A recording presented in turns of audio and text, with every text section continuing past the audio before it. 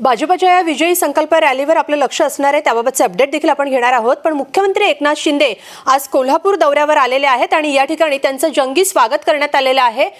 मुख्यमंत्री एकनाथ शिंदे यांच्या या गटाला शिवसेना हे पक्ष चिन्ह, शिवसेना हे पक्ष नाव आणि धनुष्यबाण हे चिन्ह मिळाल्यानंतर कोल्हापूरमध्ये शिवसैनिकांनी त्यांचं जंगी स्वागत केलेलं आहे। यावेळी शिंदे गटाचे अनेक कार्यकर्ते उपस्थित होते। ही दृश्य आपण पाहतोय ज्यावेळेस मुख्यमंत्री एकनाथ शिंदे यांचं स्वागत करण्यात आलं, भव्य हार घालून त्यांचं स्वागत करण्यात आलं। याबाबत अधिक माहिती घेऊयात आपले प्रतिनिधी श्रीकांत पाटील यांच्याकडून। श्रीकांत, मुख्यमंत्री एकनाथ शिंदे यांचं कोल्हापूरमध्ये जंगी स्वागत करण्यात आलंय, काय अधिक तपशील? खरं स्वतः आपण बघतो की गेल्या शिंदे फडणवीस सरकार स्थापन झाल्यानंतर निवडणूक चिन्ह कोणाचं आणि शिवसेना नाव कोणाचं यावरून वाद निर्माण झाला होता आणि नुकताच निवडणूक आयोगाने शिवसेना आणि धनुष्यबाण हे चिन्ह शिंदे गटाला दिलेलं आहे। मुख्यमंत्री एकनाथ शिंदे यांचा यामध्ये विजय झालेला आहे आणि त्यानंतर आज पहिल्यांदाच कोल्हापुरात एकनाथ शिंदे दाखल झालेले आहेत आणि शिवसेना शिंदे गटाच्या वतीने त्यांचा 100 कोटी हार जो आहे तो घालून सत्कार करण्यात आलेला आहे। जोरदार शक्ती प्रदर्शन करण्यात आलेलं आहे। आपण दृश्य बघतो की त्यामध्ये हजारो कार्यकर्ते हे शिंदे गटाचे सहभागी झालेले आहेत। शिवसेना ज्या नावच्या घोषणा देत ते कार्यकर्ते जे एकनाथ शिंदे यांचा जयघोष करतायत। दरम्यान त्या माजी आमदार आहेत ठाकरे गटाचे चंद्रजीत नरके हे देखील मुख्यमंत्री एकनाथ शिंदे यांच्या गाडीतनं आलेले आहेत। समोर ते दिसत आहेत, ते देखील ते हार घालण्यात दिसत आहेत। ते गेल्या काही दिवसापासून त्यांनी आपली भूमिका जाहीर केली होती, मात्र आता त्यांनी शिंदे गटात प्रवेश केल्याचं दिसून येत आहे। मग अधिकृत त्यांनी भूमिका जाहीर केलेली नाही। आपण त्यांना संपर्क साधण्याचा प्रयत्न केला, मात्र गडबडीत संपर्क होऊ शकला नाही। मात्र या सगळ्या दृश्यावरून दिसून येते की त्यांनी आपली आता भूमिका स्पष्ट करणार आहेत आणि शिंदे गटात त्यांचा प्रवेश झालेला आहे असं आपण म्हणू शकतो। श्रीकांत, या दृश्यांमधून आपण पाहतोय अनेक कार्यकर्त्यांचा देखील समावेश होताना दिसतोय। इतर कोणकोणती मोठी नावं किंवा पदाधिकाऱ्यांचा समावेश शिंदे गटात होताना दिसतोय? अजून तरी काही कोणत्या पदाची नावे जाहीर झालेली नाहीत, मात्र मोठ्या प्रमाणात पक्षप्रवेश होणार असं समजतंय। आता जी कनेरी मठावरील सुमंगल पंचमहाभूत लोकोत्सवाची रॅली आहे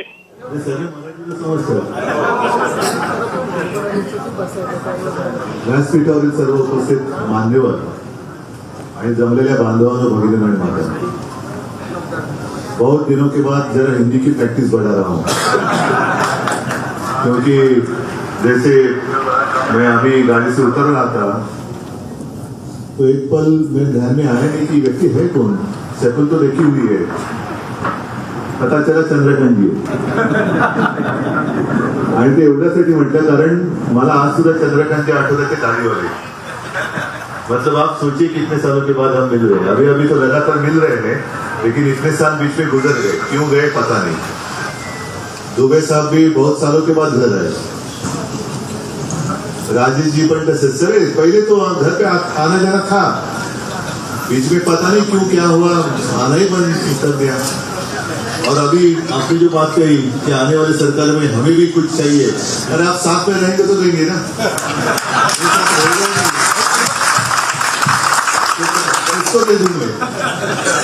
और पहले भी ऐसे नहीं, मेरे पिताजी ने उस वक्त कोशिश की थी, घनश्याम जी थे, अभी चंद्रकांत जी उस वक्त आते थे जरूर, राज्यसभा के मेंबर थे, चंद्रकांत जी गणेश जी आते थे जरूर, लेकिन शिवसेना में नहीं आते थे, घर जरूर आते थे।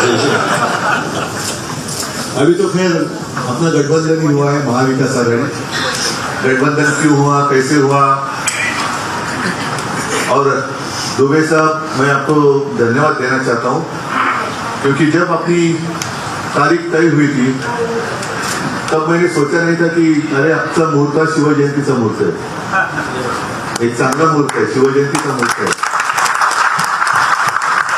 आणि ही तर गोष्ट सत्य है कि छत्रपति शिवाजी महाराज जी का राज्याभिषेक करने के लिए काशी से दादा भट्ट आए थे, तो अपना रिश्ता तो इतना पुराना है,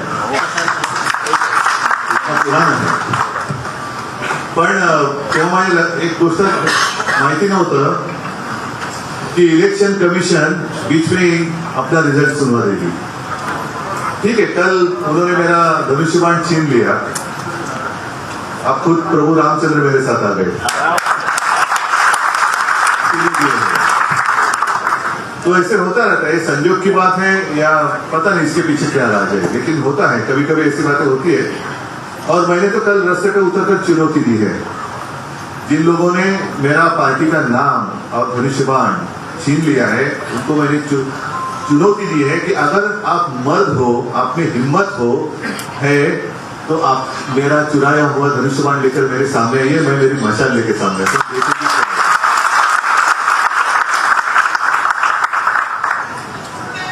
एक बात जरूर कि पिछले 25-30 साल से भी ज्यादा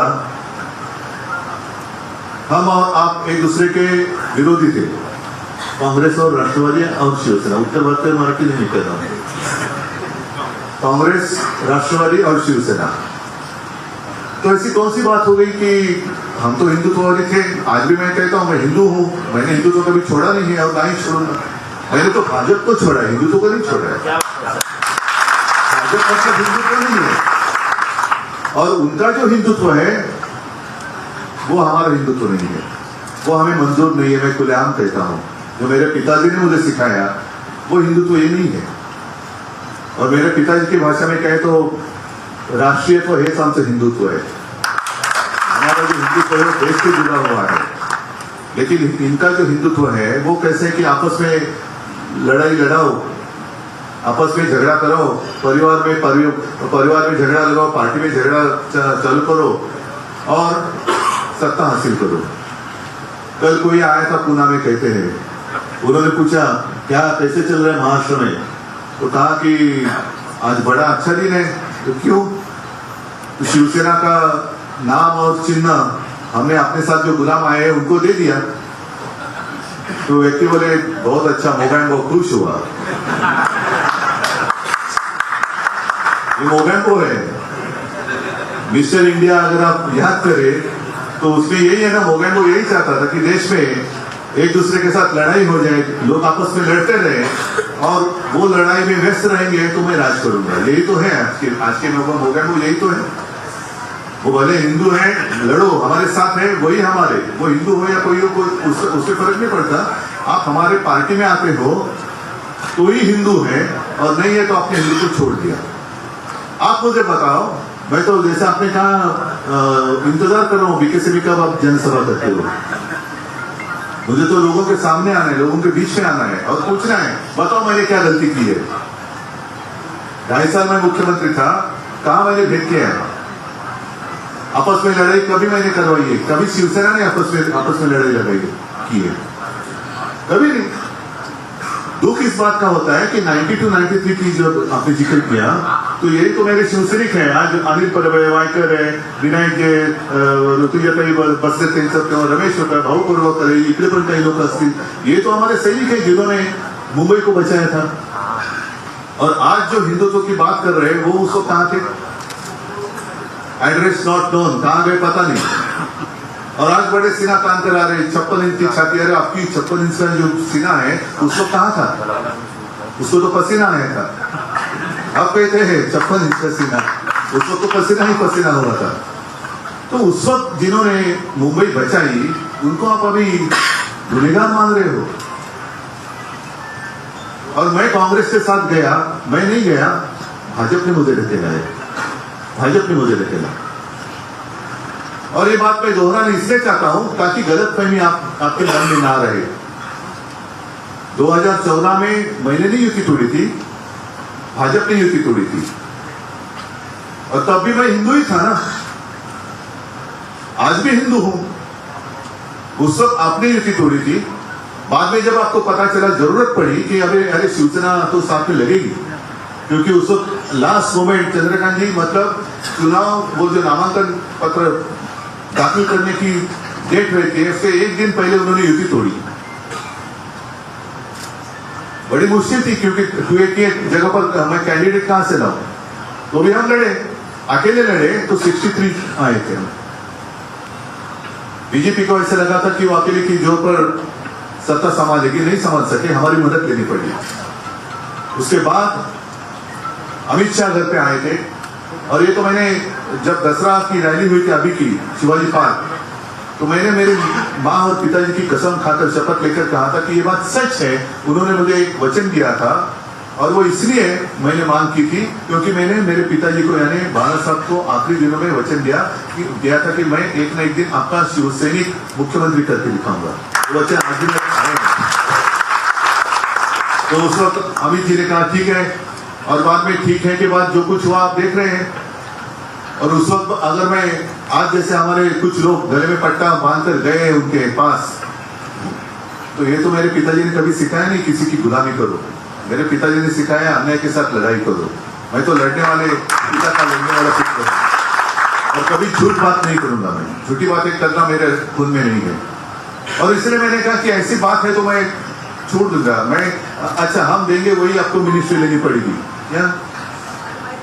और उस वक्त तो ये कहा गया था कि आप चुनकर आए हो, ध्यान में रखो मोदी जी का चेहरा आपने इस्तेमाल किया है। उस वक्त तो युति थी, गठबंधन था।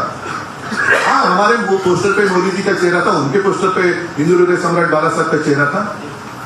और एक जमाना था ना, कल मैंने कहा कि एक जमाना जरूर था कि मीटिंग में, मोदी जी की मीटिंग में पब्लिक मोदी जी के नकाब मास्क पहनकर आते थे। लेकिन अब दिन बदली हो गए। अब मोदी जी को बाला साहब का नकाब पहनकर महाराष्ट्र में आना पड़ता है। और एक ऐसी गंदी हरकत कर रहे हैं। क्या आपको पसंद है जो भी चल रहा है? आपको पसंद है? क्या ये प्रजातंत्र है?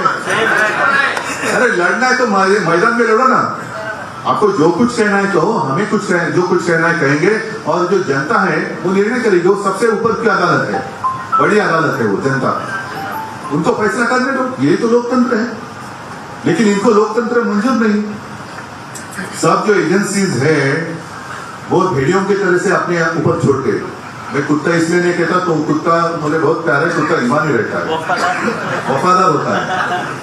भेड़िया का मतलब मानते हैं ना, लांडा, बरोबर ना? जरा हिंदी सीख रहा हूं मैं। लांडाला काय म्हणतात, हिंदी काय म्हणतात बाबा? नाही, लोंगी म्हणजे कोल्हा, सियार म्हणजे पण कोल्हाच होतो। भेडिया म्हणजे थोडक्यात लांडगा कळला ना तुम्हाला? शब्द काही असतो रे, तो लांडगा हा लांडगाच असतो आणि लवाड असतो। लवाडा लांडगा ढोंग करते।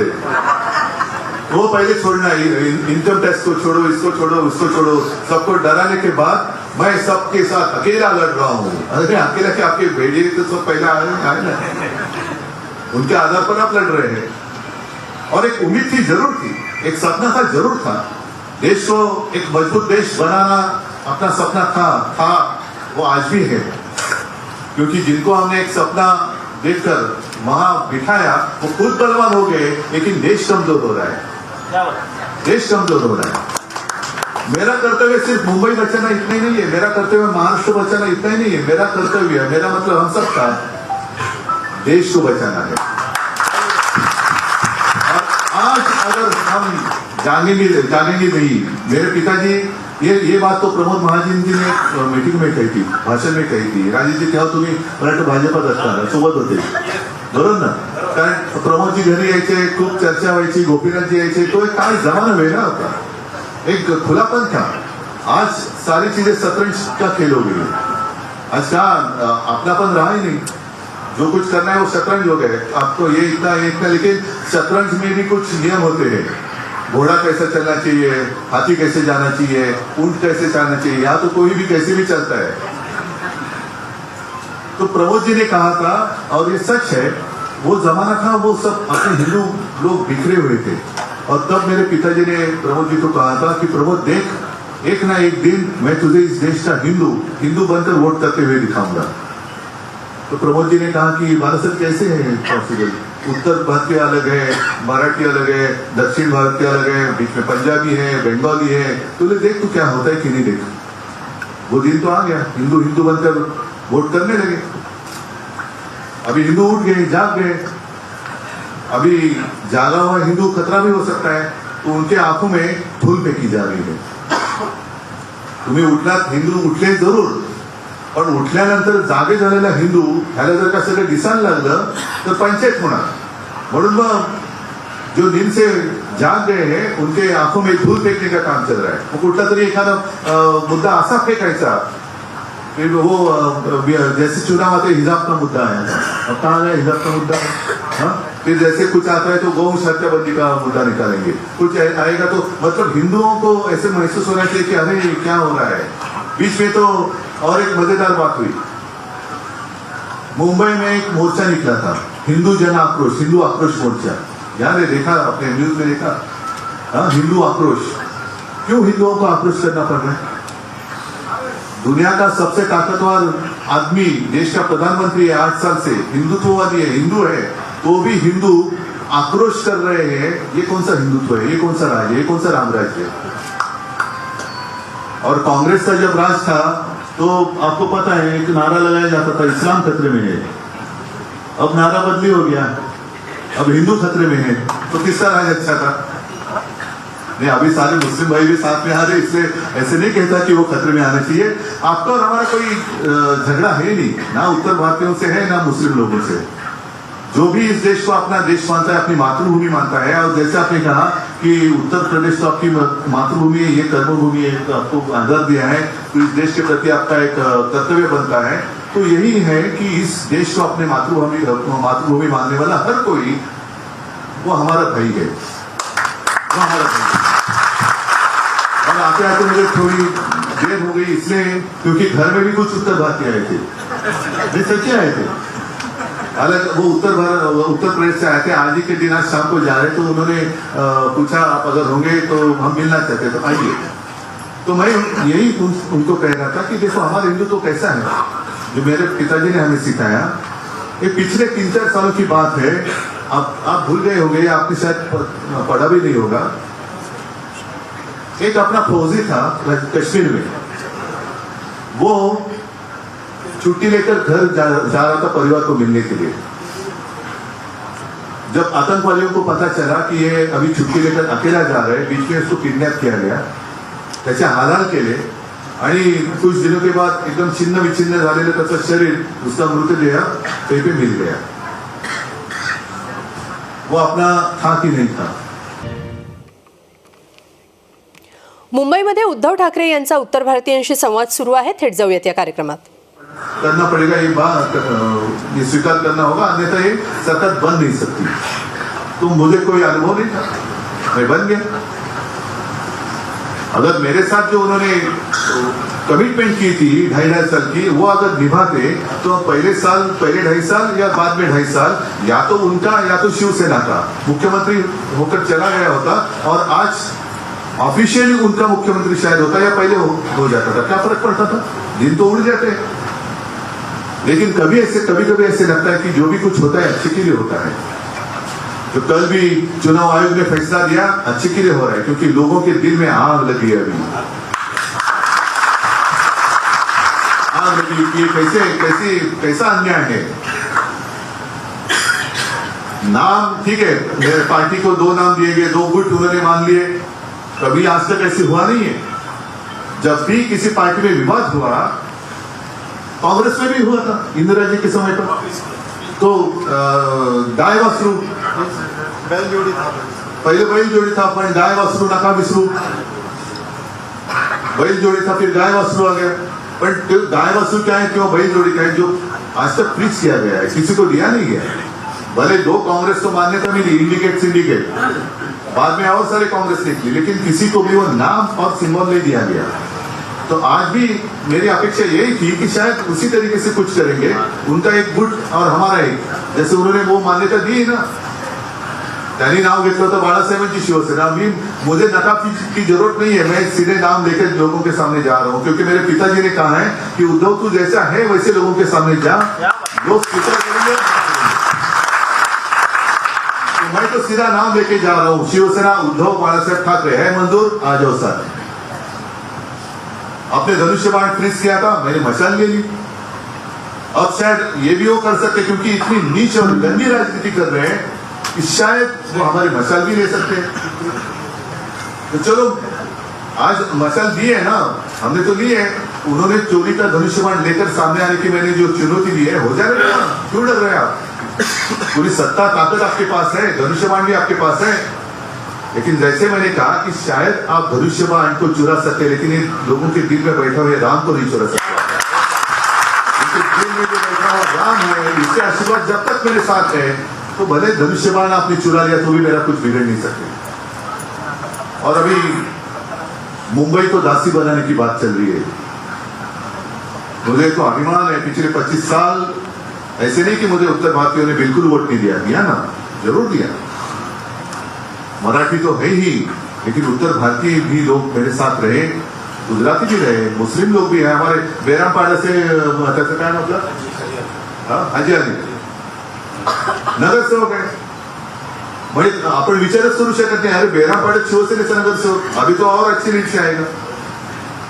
अरुण खान आहे त्याच अलीकडच्या पलीकडचं आहे इकडचं तिकडचं तर दिलंच होतं ना सगळ्यांनी सोबत.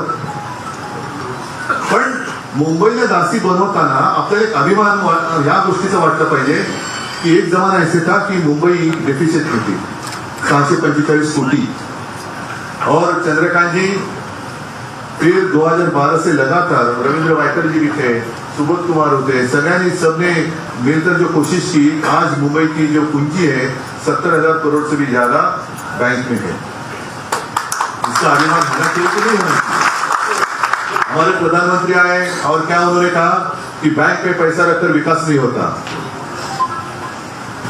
ठीक है बैंक में पैसा रखकर विकास नहीं होता, ये सिंपल बात क्या हमें समझ में नहीं आती. लेकिन पहले बजट या वो जो पूंजी है वो समझते लो क्या है. उसमें से 30-40% उसके ऊपर महापालिका का अधिकार ही नहीं है क्योंकि उसमें राजेश जी तुम्ही पण होतात नगरसेवक. त्याच्यात बरेचसे हे जे पैसे आहेत ते कर्मचाऱ्यांचे फंड आहे. भविष्य निर्वाह निधी, ग्रॅच्युएटी असेल, पेन्शन असेल, हे असेल ते असेल, मग काही कॉन्ट्रॅक्टरच्या टीवी आहेत त्याच्यामध्ये जो बाद में वापस लोग करने पड़ते हैं. और बैंक में पैसा रखकर विकास नहीं होता हमें मालूम है, लेकिन शायद आपको पता नहीं प्रधानमंत्री जी मुंबई महापालिका जो कोस्टल रोड बना रही है वो उसी पैसे से बना रही है जिसके ऊपर टोल लगने वाला नहीं है. त्याला म्हणतात विकास. पण आता एफडी वरती यांचा डाव घाला घालतात ते. एफडी तोड़ने की बात चल रही है. इसका मतलब यही है कि सारे के सारे देश में भिखारी बनकर मेरे दरवाजे के सामने खड़े रहने चाहिए. भिकेचा कटोरा घेऊन रोज तुम्हाला माझ्या दारासमोर उभं राहिलंच पाहिजे. यालाच म्हणतात हुकुमशाही. एक तो जीएसटी लगा दिया जो मुंबई महापालिका और राज्य सरकार ने डायरेक्ट इनकम जो था वो तो बंद कर दिया. और आपको याद होगा कि कोरोना के समय पर मैं और अजीत दादा पवार हमेशा कहते थे आज की स्थिति पता नहीं मुझे, जब भी कभी पूछते थे हम हमारे फाइनेंस सेक्रेटरी को साहब 20 करोड़ से ज्यादा ही केंद्र सरकार से जीएसटी आना बाकी है जो हमें समय पर मिलना चाहिए. तो जसं पैसा बँकेत ठेवून विकास होत नाही तसा राज्याचा आणि मुंबईचा पैसा केंद्राच्या खिशात ठेवून सुद्धा राज्याचा आणि मुंबईचा विकास नाही होणार. मुंबईच्या हक्काचं जे काय आहे महाराष्ट्राच्या हक्काचं आहे ते तर द्या ना. हमें भीख नहीं चाहिए आपकी, दिल्ली की भीख नहीं चाहिए मुंबई को. मुंबई तो पसीना बहाने वाली नगरी है, पसीने की कमाई तो दे दो. आपको पसीना भी नहीं बहाना है. सारे उद्योग आप महाराष्ट्र से गुजरात लेके जा रहे हैं. सगळ्या गोष्टी मुंबईच्या बाहेर महाराष्ट्राच्या बाहेर आणि वरती येऊन उपकार केल्यासारखं काहीतरी तोंडावरती तुटके फिटून जायचं आणि मुंबई आपली दाशी बनवायची. त्याच्या आड शिवसेना येते, उद्धव ठाकरे येते. खतम कर दो इनको पॉलिटिकली. आपके ऊपर है. मी तुम्हाला सांगितलं मला माझ्यासाठी तर काहीच मी मागत नाहीये. तुम्ही जेव्हा पब्लिक मिटिंग घ्याल मी माझी दसरा मेळावा असतो तसंच आणखी परत मिटिंगचं मी घेणारच आहे. मी तर लोकांवरती सांगणार आहे. मी तुम्हाला हवा असेल तर तुम्ही सोबत राहा. आज तर माझ्या हातात काहीच नाहीये माईक शिवाय. सिर्फ माइक है जिस माइक के माध्यम से मैं मेरे दिल की बात आपसे कह सकता हूँ. मन की बात नहीं, मेरे मन में कुछ और चलता होगा. मनातले मांडे आपण म्हणतो पण मैं दिल की बात करने वाला हूँ. दिल की बात करने वाला. और इसलिए अगर साथ आना चाहते हैं तो साथ निभाना पड़ेगा. साथ निभाना पड़ेगा. हर संकट में साथ रहना होगा. हाथ उठा के बोलिए हम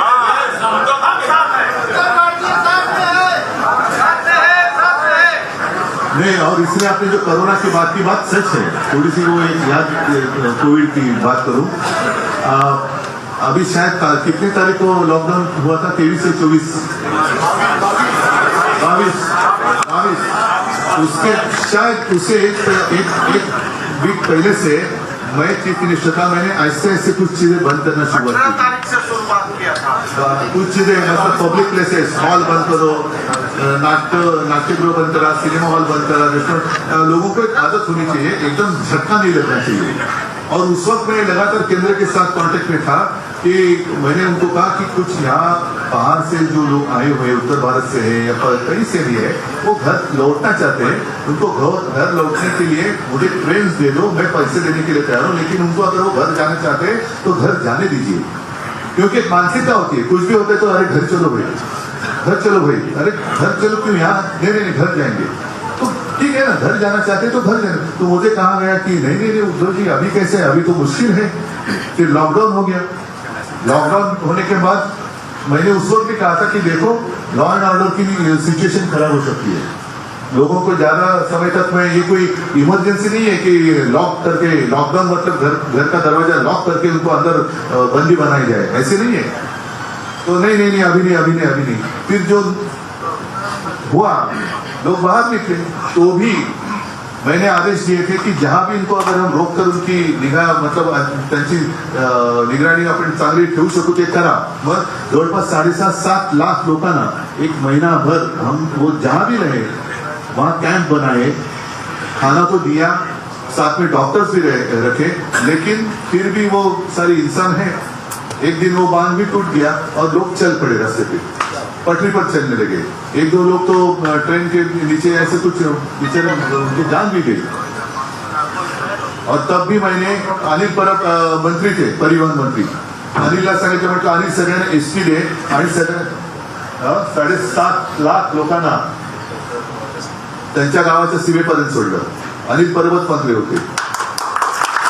7.5 लाख लोगों को मैंने उनके गांव की सीमा तक छोड़ा। कुछ लोगों को तो उन्होंने कहा कि नहीं हमें यहाँ तक छोड़ दो, फिर हम स्टेशन रेलवे, महाराष्ट्र के बाद हम रेलवे से जाएंगे।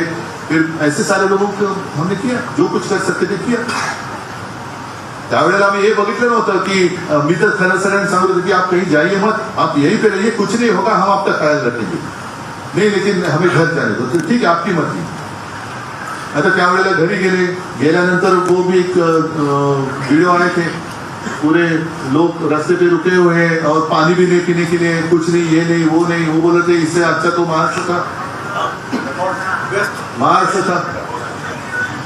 तो आणि माझं बोलणं संपवतो।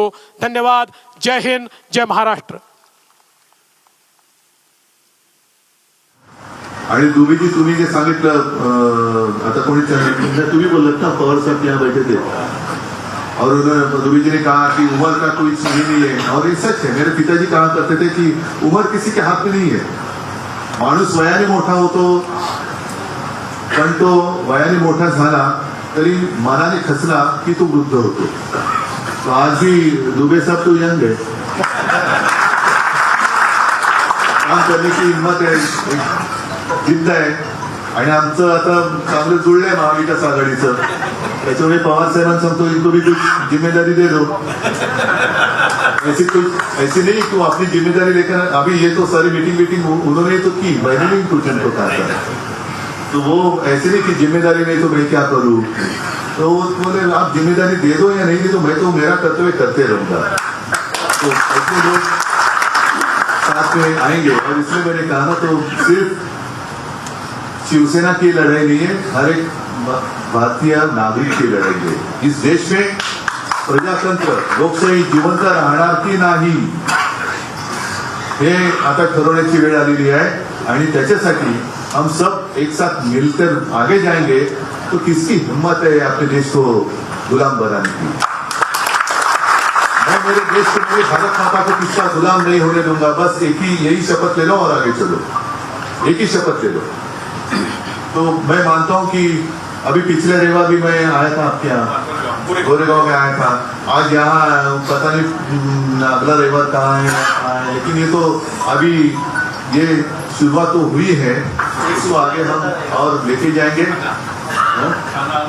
अभी ठाणा में अभी मतलब आगे ठाणा में जाऊँ, हाँ ठाणा और मुंबई, तुम्ही जिकडे म्हणाल तिकडे मी येतो। भाईंदर आणि तू मी असं पण पहिले भाई अंदर आ जा। तर हे आपलं एक नातं आहे आणि मला खरंच आनंद आहे की इकडे मी एक हिंदी बोलायची प्रॅक्टिस थोडीशी वाढवतोय, पण मला असं जेव्हा म्हणतो की तुमच्यापैकी काही जण अतिशय शुद्ध मराठी बोलतात, आता एवढं सगळेजण आपण मिळून मिसळून गेल्यानंतर, एवढे आपण एकत्र आल्यानंतर मग निवडणुकीत वेगळं करायचं. इलेक्शन में चुनाव के दरम्यान आप उत्तर भारतीय होते, मैं महाराष्ट्रीयन मराठी होता हूं, क्यों? आता सगळे आपण आहोत ना. जसं मी हिंदुत्वाची हे सांगितलं तुम्हाला काय आहे, भाषा सांगितली, आणखी सगळ्या गोष्टी सांगितल्या. तर आपण आता काल अमित शाह आए थे, उन्होंने कहा कि दूध का दूध पानी का पानी हो गया. अब तक तो सुप्रीम कोर्ट का फैसला बाकी है और दूध का दूध पानी का पानी हुआ नहीं है. आपने तो दूध में नमक डाला है, आपने दूध में नमक डाला है, उसको अभी हमें सुधारना है. तर आता त्या दुधामध्ये साखर टाकायला तुमची साथ व्हायला पाहिजे.